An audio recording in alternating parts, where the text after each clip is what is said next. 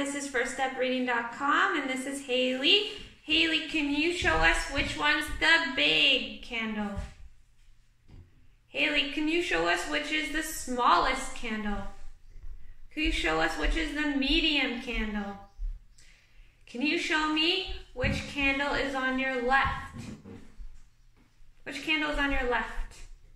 Which candle is on your right? Can you put one candle up? Can you put one candle under the table?